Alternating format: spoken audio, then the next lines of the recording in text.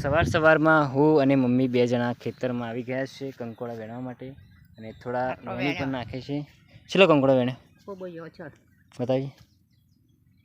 નમસ્કાર ગુજરાતી મિત્રો, એકવાર ફરીથી તમારું સ્વાગત છે અમારા એક નવા બ્લોગમાં. તો સવાર થઈ ગઈ છે. સવારના બધાને ગુડ મોર્નિંગ, હર હર મહાદેવ, જય માતાજી. તો ચાલો ગુજરાતી મિત્રો શરૂઆતથી જ શરૂ કરીએ. તો સવારના બધાને ગુડ મોર્નિંગ, હર હર મહાદેવ, જય માતાજી. તો ગુજરાતી મિત્રો તમે જોઈ શકો છો કે સવારમાં રિયાની મમ્મીએ વિડીયો ઉતાર્યો હતો.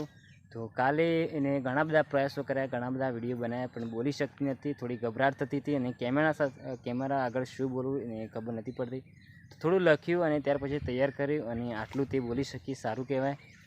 કોઈ અનુભવ વગર તે આટલું બધું બોલી શકી અને હવે પછી વિડીયોમાં તે આપણો સાથ આપશે, તે બોલશે. અને સવારમાં હું અને મમ્મી બે જણા ખેતરમાં આવી ગયા છે કંકોડા ઉગવા માટે, કારણ કે કાલે મમ્મી પપ્પા લોકોએ ગયા હતા મારી સિસ્ટરને ત્યાં. તો તેમને થોડા કંકોડા આપ્યા હતા, પરંતુ થોડા ઓછા પડતા હતા. તો સવારમાં હું અને મમ્મી બે જણા ખેતરમાં આવી ગયા છે કંકોડા વેણવા માટે અને થોડા વેણી પણ નાખે છે. ચલો કંકોડા વેણે બતાવીએ. તો તમે જોઈ શકો છો આટલા કંકોડા વેણી કરે છે અને હજી પણ વેણવાના છે વાડીએ.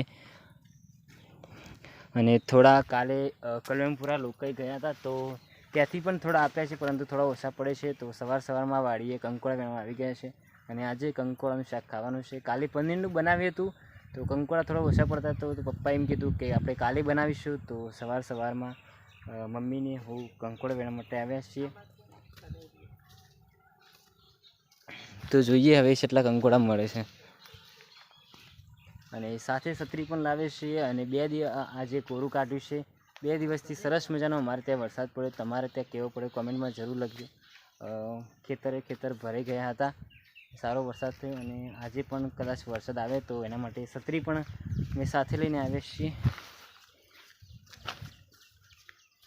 તો કોમ પાલી જાય સવારમાં. તો સવારે જે સાર લાવવાની હતી, વાસણ ઘસવાનો હતો, પોતું બધું મારવાનું હતું, તે રિયાની મમ્મી અને મારી સિસ્ટર બે જણા ઘરે બધું કરે છે અને થોડા કંકોડા છે એ પણ વાળશે અને રોટલી બનાવશે. અને હું મમ્મી બે જણ ખેતરમાં આવ્યા અને પપ્પાને થોડી બીમાર જેવી અસર થઈ તો તે ઊંઘી ગયા છે. સવેલું હોય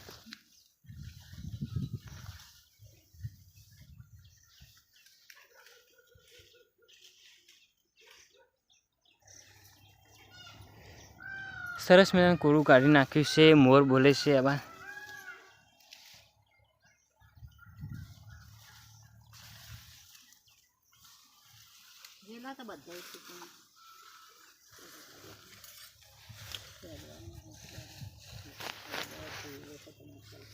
તો ગુજરાતી મિત્રો આપણે જેટલું શાક કરી શકીએ એટલા કંકોડા આપણી પાસે ભેગા થઈ ગયા છે અને હવે પછી આપણે ઘેર જવાનું છે. કંકોડાનું શાક આપણને ભાવતું નથી, પરંતુ મમ્મી પપ્પાને બહુ ભાવે છે. એવું થયું આવેલી કંકોડા કડવો ના લાગે? હા, કડવો ના લાગે. શું કડવો ના લાગે? મને તો કડવો લાગે બહુ. એ તો પેલો કાઢેલો. હા, કાઢેલો. આ કડવો ના આવે? ના, આ તો સંસાર. એ તો મેં કાઢેલો નાખ્યો તો એટલે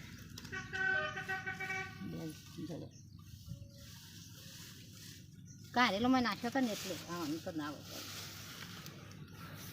બજારમાં ભાવ છે એની અસર એની બજારમાં કીધું ના, આ તો તમે 500 લઈને જો 100 રૂપિયા આવ ભાવ વધારે ના પણ વધારમાં વધારવાનું. વાઘરી તાના ભોખરો હમો ના ભંડુ હમો જઈને બેસી તને એ રહ્યા અત્યારે કમાણી હોય કંકોળોની 5 કિલો લઈને જાય તો 2000 રૂપિયા લઈને જાય. તો ગાઈસ તમે જોઈ શકો છો વરસાદના કારણે ખેતર ભરાઈ ગયા છે અને આજે કોરું કાઢ્યું છે. આજે વરસાદ આવે એવું કોઈ વાતાવરણ છે નહીં. બધા ખેતર છે, કપાસ વાયેલા છે. તો ગુજરાતી મિત્રો આપણે કંકોડા વેણીને ઘરે આવી ગયા છે.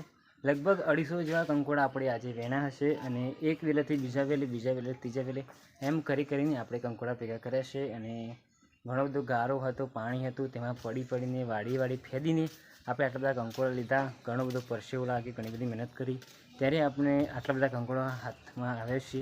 તો હવે પછી આપણે તેનું શાક કરીશું અને આગળ આપણે જોઈશું કે બીજા સદસ્ય શું કરે છે અને તેમને શું કર્યું એ પણ આપણે આગળ જોઈશું. તો સૌથી પહેલાં આપણે રિયાની મમ્મી પાસે જઈશું અને પૂછશું કે તેમને શું કર્યું હવે વાતનું કે અમે કંકોડા વેણીને આવ્યા. સોળાનું શાક બનાવ્યું, હવે રોટલી બનાવશું. સોળાનું શાક, રોટલી, બસ બીજું બસ એટલું જ? લુગડો ધોવાનું, કચરો વાળ્યો, પોતું માર્યું, ભાંગ ગયો, એવું શાક તૈયાર થઈ ગયું. શાક બની ગયું. અને હોદના પર રાતી બનાવશે કંકોડાનું શાક. આટલું બધા આપણે વેણે છે, થોડા પડે છે ફ્રીજમાં, એટલે કંકોડાનું શાક રાતે કમ્પ્લીટ થઈ જશે. અત્યારે શાનું શાક છે? તો અત્યારે સોળાનું શાક છે. તો હવે પછી આપણે મારી બેનને પૂછશું એને શું કર્યું. તો તમે જોઈ શકો છો પપ્પા બીમાર છે, તે ઊંઘી ગયા છે, રિયાન રમે છે. શું કહે છે?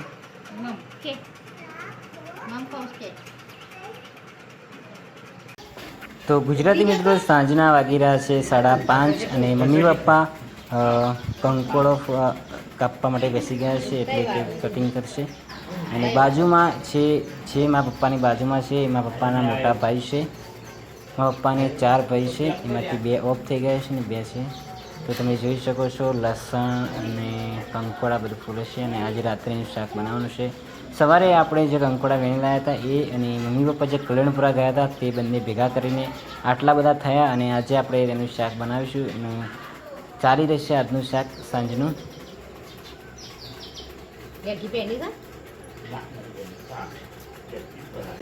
તો કંકોડાનું શાક તમારું પણ ફેવરેટ હોય તો કોમેન્ટમાં જરૂર લખજો. તો ગુજરાતી મિત્રો એકવાર ફરીથી મળીએ નવા વિડીયો સાથે. જય હિન્દ. અને વિડીયો ગમે તો વિડીયોને લાઇક કરજો, ચેનલને સબસ્ક્રાઈબ કરજો અને આ રીતે અમને સપોર્ટ કરતા રહેજો. તો ફરીથી મળીએ એક નવા વિડીયો સાથે. જય હિન્દ.